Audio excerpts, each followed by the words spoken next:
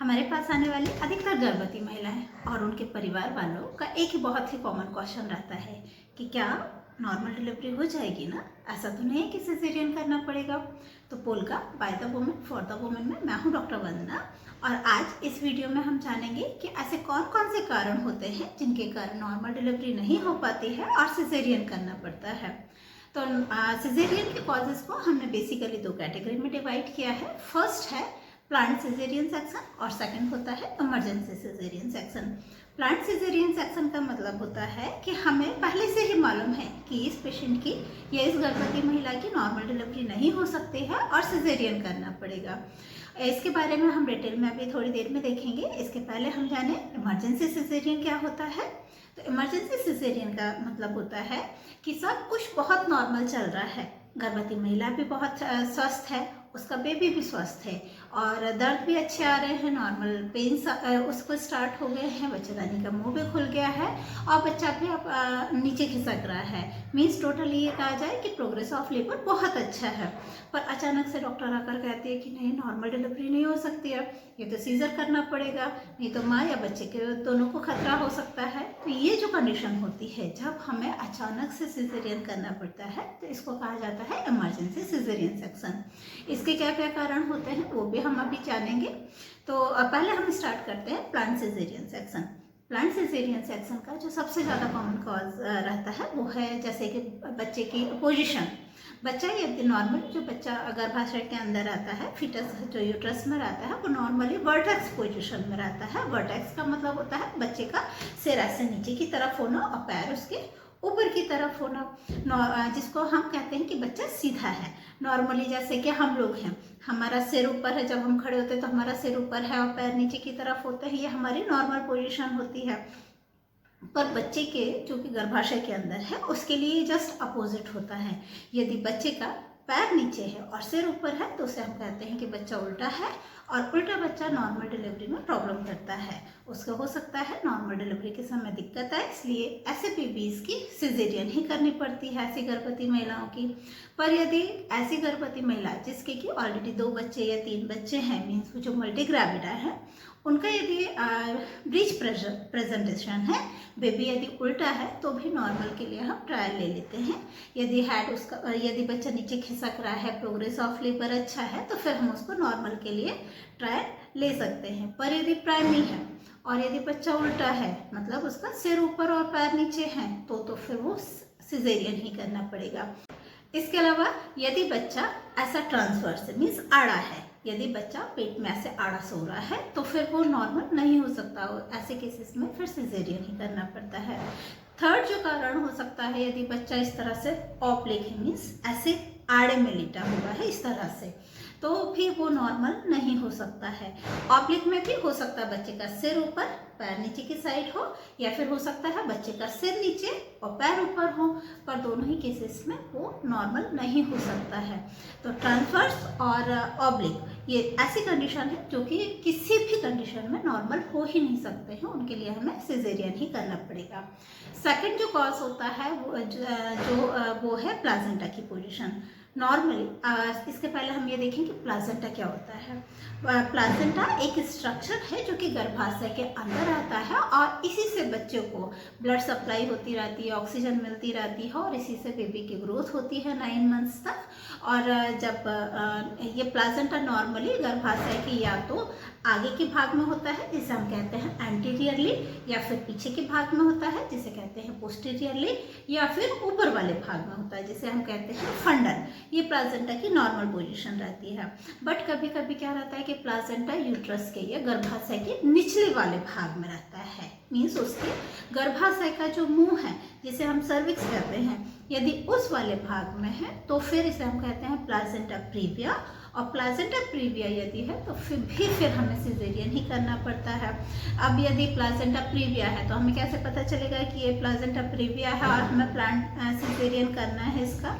तो generally last trimester में जब सोनोग्राफी करवाई जाती है तो उसमें हमें मालूम चल जाता है कि प्लासेंटा की पोजीशन क्या है, बच्चे की पोजीशन कैसी है, बच्चा ट्रांसवर्स है, ऑब्लिक है, वर्टेक्स है या ब्रीच है, मीन्स बच्चा आड़ा है, तिरछा है, खड़ा है या उल्टा है, ये सारी चीज़ें पता चल जाती हैं। इसके अलावा प्लासेंटा भी मालूम चल जाता है कि एंटीरियर आगे की तरफ है गर्भाशय में या पीछे की तरफ है या ऊपर है या फिर नीचे है। यदि गर्भाशय में अवर नीचे की तरफ है और यदि ऐसे में यदि नॉर्मल डिलीवरी के लिए हम ट्राई करते हैं तो जनरली क्या होगा कि जब बच्चा नीचे आना चाहेगा, बाहर आना चाहेगा गर्भाशय के, तो उस टाइम क्या होगा कि प्लासेंटा सेपरेट होना स्टार्ट कर देगा। जैसे ही बच्चादानी का मुंह खुलना स्टार्ट होगा, बच्चादानी के मुंह से ही पूरा अवल चिपकी हुई है, वो भी अलग अलग होना स्टार्ट कर देगी, जिससे कि बच्चे को प्रॉब्लम आ सकती है, बच्चे को बहुत ज़्यादा उसकी जान को भी खतरा हो सकता है। इसलिए ऐसे केसेस में हमेशा ही सिजेरियन किया जाता है। थर्ड जो कारण होता है सिजेरियन का वो होता है एमनियोटिक फ्लूइड की मात्रा। एमनियोटिक फ्लूइड क्या होता है? एमनियोटिक फ्लूइड एक लिक्विड है जो कि गर्भाशय के अंदर रहता है, बिल्कुल ये ट्रांसपेरेंट वाटरी कलर का रहता है, बिल्कुल पानी की तरह। इसके अंदर जब गर्भाशय के अंदर पानी रहता है उसी के जरिए बच्चा जब मूव करता है तो हिलने डुलने के लिए, खेलने के लिए उसको जगह मिल पाती है, वो गर्भाशय को एक तरह से फैला कर रखता है। अब यदि एमनियोटिक फ्लूइड की मात्रा नॉर्मल से ज़्यादा है, जिसे हम कहते हैं पॉलीहाइड्रोमियास, यदि पॉलीहाइड्रोमियास है तो ऐसे केसेस में क्या होगा, बच्चे को ऊपर ही तैरता रहेगा, उसको वो नीचे ही नहीं खिसक पाएगा। दूसरा हो सकता है यदि ओलिगोहाइड्रोमियास है। ओलिगोहाइड्रोमियास का मतलब होता है कि पानी की कमी होना या एमनियोटिक फ्लूइड की मात्रा कम हो जाना।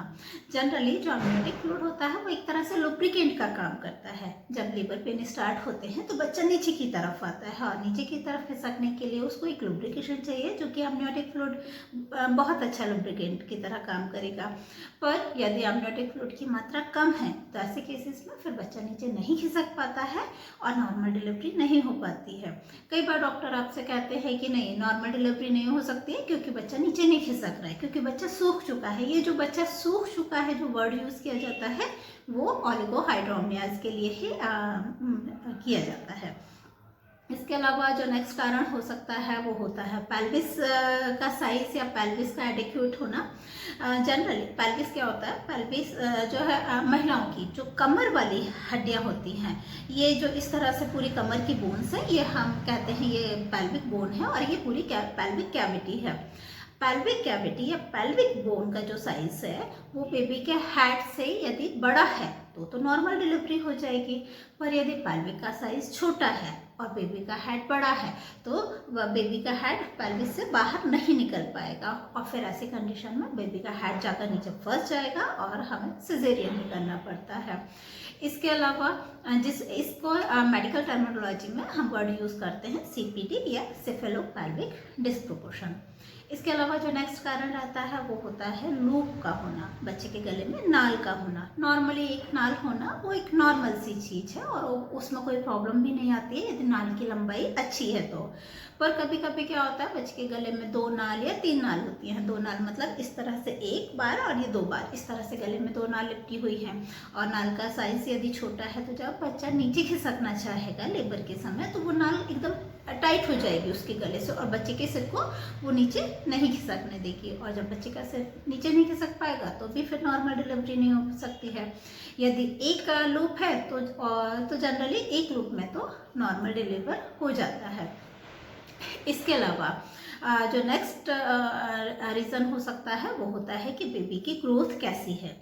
बेबी यदि ओवरवेट है, मान लीजिए बेबी 4 kg या उससे ज़्यादा का है और ये महिला प्राइमी है, मीन्स पहला बच्चा है, यदि पहला बच्चा है और ओवरवेट है, ज़्यादा वजन है, तो ऐसे बच्चे नीचे नहीं खिसक पाते या नीचे उसे उतनी जगह नहीं मिल पाती है बाहर आने के लिए। यदि वो सेकंड ग्रेविडा है, थर्ड ग्रेविडा या मल्टी ग्रेविडाज हैं, मतलब उसके पहले के ऑलरेडी 2, 3 या 4 बच्चे हैं, तो ऐसे में तो 4, 4.5, 5 किलो तक के भी बच्चे नॉर्मल हो सकते हैं। पर यदि वो प्राइमी है तो जनरली 4 kg या उससे ज़्यादा के बच्चे नॉर्मल नहीं हो पाते हैं और ऐसे केसेस में फिर हमें सिजेरियन करना पड़ता है। इसके अलावा जो एक और कारण रहता है, यदि बच्चे का वेट कम है तो भी नॉर्मल नहीं हो सकता। बच्चे का वजन मान लीजिए 2.5 kg या उससे भी कम है, तो जनरली यदि बच्चा IUGR, जिसके लिए हम वर्ड यूज़ करते हैं intrauterine growth retardation means IUGR है, यदि IUGR होगा तो ऐसा बच्चा दर्द नहीं बर्दाश्त कर सकता। जैसे जब लेबर पेन आते हैं तो माँ को दर्द होता है, माँ को डिस्कम्फर्ट फील होता है, माँ को तकलीफ होती है, यही डिस्कम्फर्टनेस या तकलीफ बच्चे को भी होती है। और फिर जब दर्द आते हैं तो बच्चा वो दर्द नहीं बर्दाश्त कर पाता और बच्चे के FHS या फीटल हार्ट साउंड या उसके हृदय की गति कम होने लगती है या डिस्टर्ब होने लगती है। इसलिए इन सब चीज़ों से बचाव के लिए फिर हम प्लांट सिजेरियन ही करते हैं। अब यदि वेट यदि उसका कम है तो महिला को यदि खाने पीने में ध्यान दिया जाए, उसकी जनरली यदि एनीमिया है महिला को, तो ऐसे केसेस में, या फिर ब्लड प्रेशर ज़्यादा है तो ऐसे केसेस में बेबी का वेट गेन नहीं हो पाता है। तो हमें पूरे 9 मंथ्स रेगुलरली उसको हर बार जब भी वो डॉक्टर के पास विजिट के लिए जाए तो इन सब चीज़ों का हमको उसको ध्यान रखना है। नेक्स्ट जो कारण हो सकता है वो होता है कि यूट्रस में कोई के पहले ही कोई ऑपरेशन हुए हों, जैसे कि हो सकता है महिला का पहले कोई सिजेरियन हुआ हो। यदि एक सिजेरियन हुआ है पहले का तो सेकंड के लिए हम नॉर्मल के लिए ट्रायल ले सकते हैं, पर उसके पहले हमें ये देखना रहता है कि जो प्रीवियस सिजेरियन सेक्शन का स्कार है उसकी थिकनेस कैसी है, कितनी थिकनेस है। इसके लिए जब सोनोग्राफी की जाती है तो सोनोग्राफी में हम लास्ट ट्राइमेस्टर में देख लेते हैं कि सिजेरियन का स्कार कितना मोटा है। यदि थिकनेस अच्छी है तो हम नॉर्मल के लिए ट्राई कर सकते हैं, और यदि जो प्रीवियस सिजेरियन का स्कार है यदि वो पतला है तो फिर हम नॉर्मल के लिए ट्रायल नहीं लेते हैं। इसके अलावा यदि 2 सिजेरियन हो चुके हैं या 3 सिजेरियन हो चुके हैं तो भी फिर हमें उसका प्लांट सिजेरियन ही करना पड़ता है, उसको फिर हम रिस्क नहीं लेते। इसके अलावा यदि मायोमेक्टोमी हुई है तो भी फिर सिजेरियन करना पड़ेगा, या फिर महिला को कोई फाइब्रॉइड है, बच्चेदानी में कोई गठान है, और वो गठान भी खास तौर से बच्चेदानी में उसके नीचे वाले भाग में है, नीचे वाले भाग में मीन्स बच्चेदानी के मुंह के आसपास है, तो ऐसे में क्या होगा, जब बच्चे का सिर नीचे खिसकना चालू करेगा तो वो फाइब्रॉइड उसको दबाएगा और उसको नीचे आने के लिए स्पेस नहीं देगा, और जब स्पेस नहीं मिल पाएगा तो फिर वो नॉर्मल नहीं हो सकता है। तो ऐसे केसेस में भी हमें सिजेरियन करना पड़ता है। या फिर मान लीजिए कि कोई सेप्टा है या कोई सिस्ट है, तो ऐसे केसेस में भी हमें सिजेरियन ही करना पड़ता है। इसके अलावा यदि मदर में कोई कार्डियक प्रॉब्लम है, कोई मेजर कार्डियक प्रॉब्लम है कि जब महिला को जब दर्द आएंगे तो वो दर्द बर्दाश्त नहीं कर सकती है, तो ऐसे केसेस में भी हमें सिजेरियन ही प्लान करना पड़ता है। पर इसके पहले हम एक बार कार्डियोलॉजिस्ट को कंसल्ट करते हैं और ये पूछते हैं कि वो गर्भवती महिला दर्द लेबर पेन टॉलरेट कर पाएगी या नहीं कर पाएगी। यदि नहीं कर सकती है तो फिर वो सिजेरियन की तरफ जाते हैं। इसके अलावा यदि ट्विंस प्रेगनेंसी है, ट्विंस प्रेगनेंसी का मतलब होता है कि जुड़वा बच्चे हैं, और जुड़वा बच्चों में भी यदि जो पहला बच्चा है उसका सिर यदि नीचे की तरफ है और पैर ऊपर की तरफ, मीन्स फर्स्ट बेबी जो है, मीन्स जो पहले आ रहा है बाहर, उसको हम फर्स्ट बेबी कहते हैं। जो फर्स्ट बेबी आ रहा है यदि उसका सिर नीचे की तरफ है और सेकंड बेबी है उसका सिर या पैर कुछ भी नीचे हो, उससे फर्क नहीं पड़ता है, पर फर्स्ट बेबी का यदि सिर नीचे की तरफ है तो हम ट्रायल ले सकते हैं। पर उस ट्रायल में भी हमें ये देखना रहता है कि प्रोग्रेस ऑफ लेबर अच्छा होना चाहिए, बेबी डिसेंट होना चाहिए टाइम टू टाइम, मतलब इस इतने टाइम में उसके लेबर पेन की इतनी प्रोग्रेस होनी चाहिए, तो हम ट्रायल लेते हैं, और अदरवाइज फिर उसको हम सिजेरियन ही करते हैं। यदि फर्स्ट बेबी जो बाहर आने वाला है यदि वो ब्रीच है तो फिर हम सिजेरियन ही करते हैं। इसके अलावा यदि गर्भवती महिलाओं को कोई वेजाइनल इन्फेक्शन है या फंगल इन्फेक्शन है, जिसमें कि हमें ये संभावना है कि जब बेबी बाहर आएगा तो उसमें ये संक्रमण पहुंचने की संभावनाएं हैं, तो फिर ऐसे में भी हम सिजेरियन सेक्शन करते हैं। तो ये तो सारे हुए कारण जिनमें कि हम देखते हैं प्लांट सिजेरियन सेक्शन करते हैं, मीन्स हम पहले से ही डिसाइड कर लेते हैं कि आपका सिजेरियन होगा। जैसे कि जब 8.5 मंथ्स पर या 3rd ट्राइमेस्टर में लास्ट मंथ में जब गर्भवती महिला चेकअप के लिए आती है तो उसका पीवी एग्जामिनेशन किया जाता है। पीवी एग्जामिनेशन मीन्स अंदर से चेकअप किया जाता है और ये देखा जाता है कि पेल्विक अच्छा है कि नहीं है, बच्चे का लाई कैसा है, मीन्स वर्टेक्स है या ब्रीच है, अमनियोटिक फ्लूइड सोनोग्राफी करवा कर ये देख लिया जाता है कि अमनियोटिक फ्लूइड की मात्रा कैसी है और प्लाजेंटा की पोजीशन कैसी है, बेबी का वेट कैसा है। तो ये सारी चीज़ों से हमको मालूम चल जाता है कि ये प्लांट सिजेरियन हम उस टाइम डिसाइड कर लेते हैं।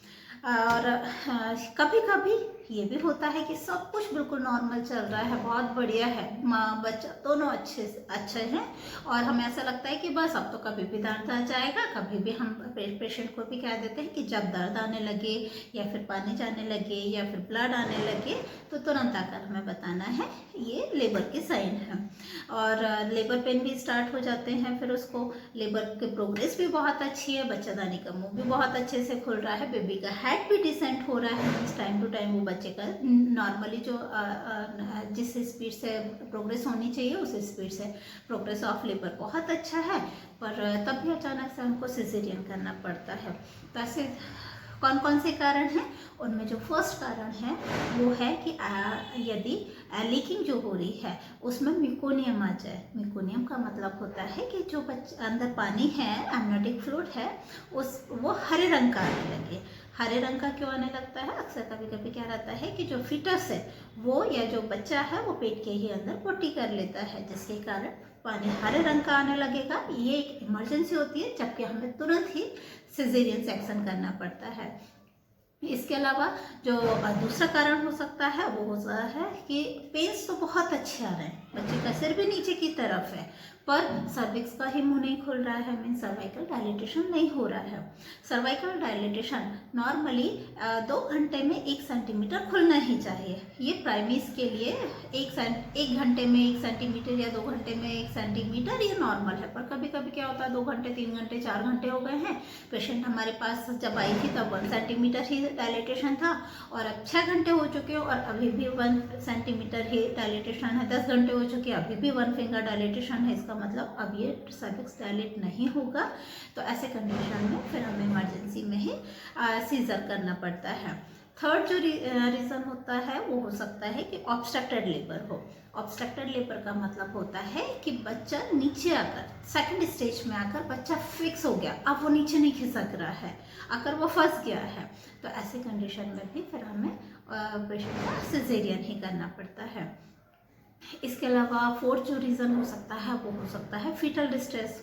कई बार क्या रहता है कि जब दर्द आते हैं तो नॉर्मली जो फीटस के एफएचएस होता है, फीटल हार्ट रेट होता है, वो होता है 140-160 पर मिनट रहता है। जब दर्द आने स्टार्ट होते हैं तो जैसे माँ को तकलीफ होती है, बच्चों को भी तकलीफ हो रही होती है, तो उस टाइम दर्द के टाइम यदि 110-120 पर मिनट भी यदि एफएचएस है तो ठीक है, कोई बात नहीं।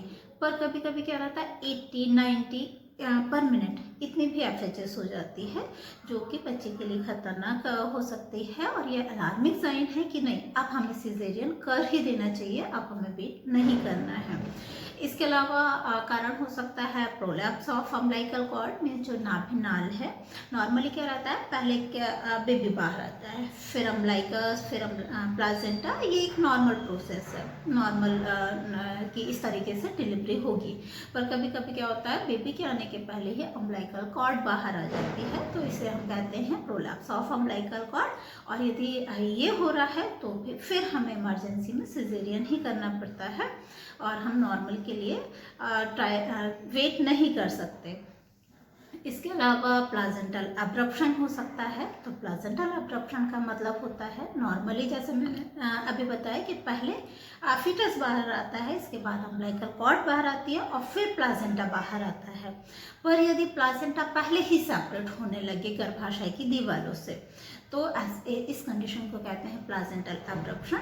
और ऐसी कंडीशन में फिर बच्चों को प्रॉब्लम हो सकती है, बच्चे को ऑक्सीजन सप्लाई नहीं हो पाएगी तो बच्चे को दिक्कतें आ जाएंगी, इसलिए हम पहले ही सिजेरियन कर देते हैं। अच्छा, हमें कैसे पता चलेगा कि, क्योंकि आप जब लेबर पेन आते हैं उस टाइम तो हम सोनोग्राफी करते नहीं हैं, फिर हमें कैसे मालूम चलता है कि प्लाजेंटल अब्रप्शन हो रहा है, अब हमें सिजेरियन कर देना चाहिए।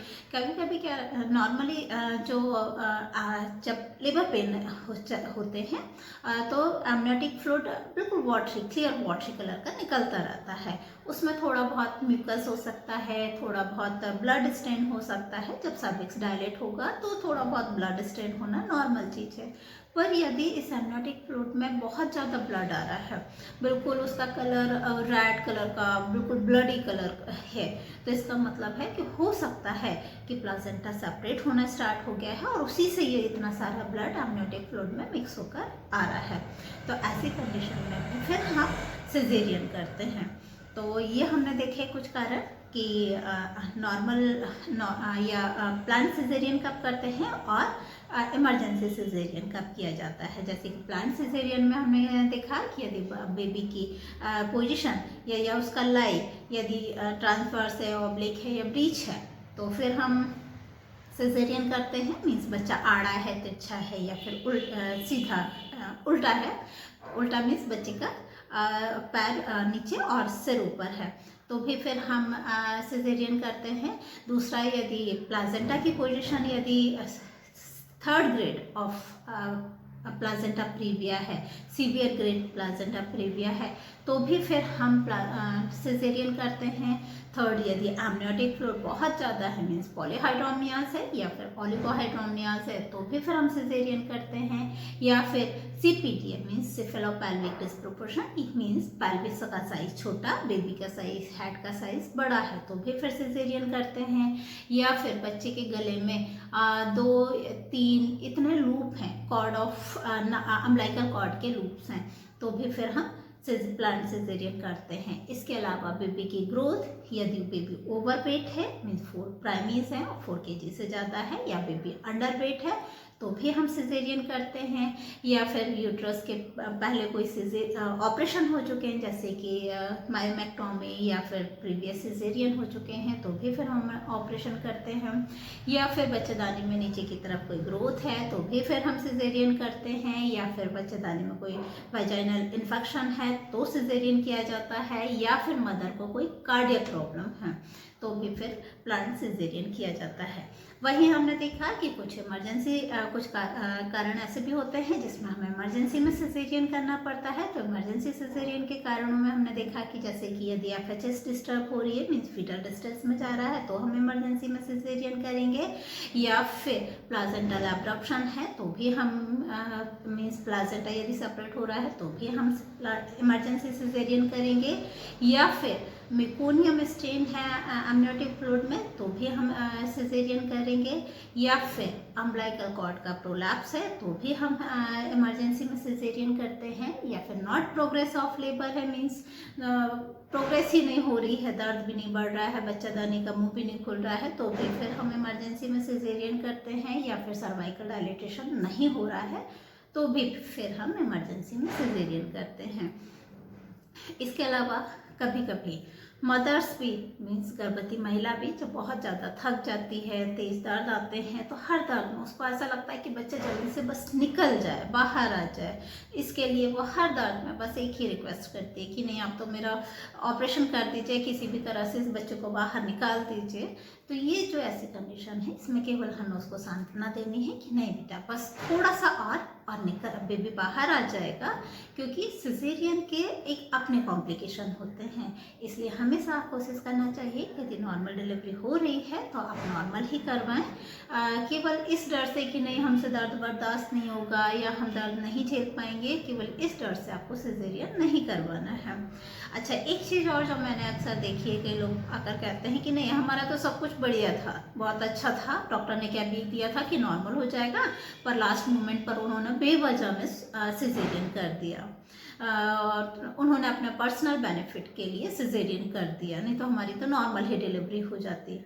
पर ऐसा बिल्कुल भी नहीं है। कोई भी गायनेकोलॉजिस्ट अननेसेसरी सिजेरियन नहीं करती हैं। जब भी वो सिजेरियन करेंगे तो या तो मदर को कोई कॉम्प्लिकेशन हो रही होगी तो उस कॉम्प्लिकेशन से बचाव के लिए, या फिर बेबी को कोई दिक्कत होने लगी होगी तो उस दिक्कत से बचाव के लिए माँ और बच्चे दोनों स्वस्थ रहें, इसलिए ही सिजेरियन किया जाता है। अननेसेसरी कभी भी कोई सिजेरियन नहीं किया जाता है। इसलिए आप अपने गायनेकोलॉजिस्ट के ऊपर भरोसा रखें, और कभी भी यदि वो इमरजेंसी में कहते हैं कि नहीं आपका सिजेरियन होगा, तो बेवजह में उससे बहस ना करें और अपना और डॉक्टर का टाइम बर्बाद ना करें और सिजेरियन करवा लें। हाँ, कुछ कंडीशन ऐसी होती हैं जब आप उनसे रिक्वेस्ट कर सकते हो कि नहीं मैडम आप थोड़ा और देख लीजिए, हो सकता है नॉर्मल हो जाए, या हम दर्द बर्दाश्त कर लेंगे, आप वेट कर लीजिए। जैसे कि यदि प्रीवियस सिजेरियन सेक्शन है, एक सिजेरियन है और बेबी यदि बिल्कुल बढ़िया है, हर एक चीज़ अच्छी है, फेवरेबल है नॉर्मल लेबर के लिए, तो आप रिक्वेस्ट कर सकते हैं कि मैडम आप वेट एक बार ट्रायल ले लीजिए कि हो सकता है नॉर्मल हो जाए। हाँ, कोई प्रॉब्लम आएगी आप तुरंत सिजेरियन कर दीजिए। या फिर ड्यू डेट से ज़्यादा हो गया है और आपको लेबर पेन्स स्टार्ट नहीं हुए हैं, तो आप रिक्वेस्ट कर सकते हैं कि मैडम आप इंड्यूस करके देख लीजिए, हो सकता है दर्द आ जाए, बच्चा गर्दानी का मुंह खुल जाए और नॉर्मल डिलीवरी हो जाए। अदरवाइज माँ और बच्चे दोनों की स्वास्थ्य को ध्यान में रखते हुए हमेशा ही सही डिसीज़न लें और कभी भी ये ना सोचें कि बेवजह में हमारा ऑपरेशन हो गया है। आई होप आपको ये इमरजेंसी सिजेरियन और इलेक्टिव सिजेरियन सेक्शन या प्लांट सिजेरियन सेक्शन के कारण बहुत अच्छी तरह से समझ आ गए होंगे। पर यदि अभी भी आपकी कोई क्वेरीज हैं तो आप मुझे कमेंट बॉक्स में जाकर कमेंट कर सकते हैं, या फिर मुझे फेसबुक या इंस्टाग्राम पर भी मैसेज कर सकते हैं। नेक्स्ट वीडियो में हम फिर मिलेंगे, तब तक के लिए धन्यवाद।